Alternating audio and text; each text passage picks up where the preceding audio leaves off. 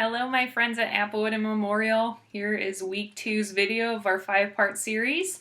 Today we will be talking about tips for helping your child with virtual schooling. Normal barriers for virtual learning. Increased resistance with completing work. I have heard a lot of parents say the kids just feel like they are out of school at this point. They're struggling with getting the work done. They don't feel like they necessarily need to do it. I know this has been a big challenge. Feelings of frustration, anxiety, or boredom. A lot of kids getting frustrated with right now with having to do as much work as they are at home. Lack of motivation because of their environment with doing it at home, and all of those things. Difficulty focusing. A lot of distractions around the house, whether it be siblings, electronics, toys, animals, many things like that.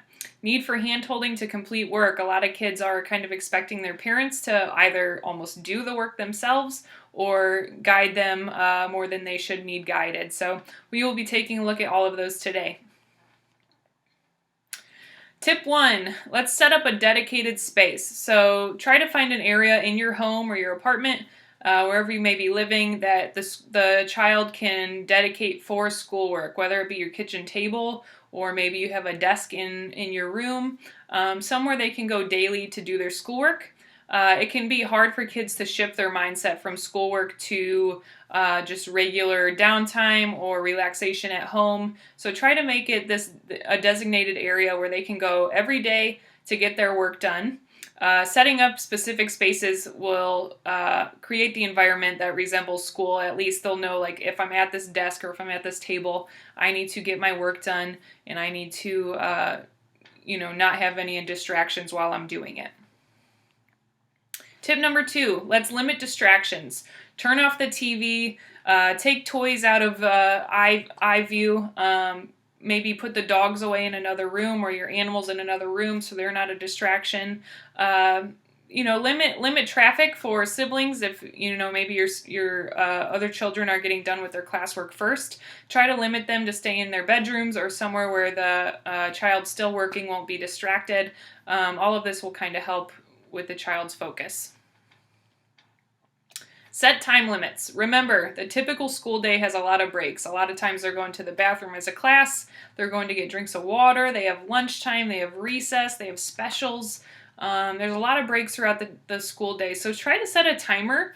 Maybe give the child, your kids more of a concrete schedule and say, hey, this is the amount of time we have right now until we're going to take a break and go play outside in the yard for a little bit. Or in 1 hour from now, we're going to eat lunch and take our lunch break. So typical school days are broken down. They're not a full, long half day of school. There's breaks in between. Kids like to shift from individual work to group work to lecturing with the teacher. So there's a lot of transition periods in school. It's not, a full day of just sitting by themselves trying to get done. So remember this for virtual learning. It can be a lot different, but try to use these same strategies to help the kids be as successful as they can. Tip number 4, take frequent movement breaks. I am sure many of you know, especially the younger ones, kids need to fidget, they need to move, they need to run, wiggle. It's actually better for their focus if they are able to do these things. So take those breaks and use it for activities, use it for moving around. Virtual learning can make it challenging for kids to get that movement, so make sure those breaks, incorporate the movements in those breaks so they are able to get their energy out, and that'll help with focusing a lot better. So definitely remember, lots of movement breaks. Some electronic resources for those are GoNoodle, Cosmic Kids Yoga, and Lori Berkner is someone who has created Brain Breaks. So Google those and see if they're helpful.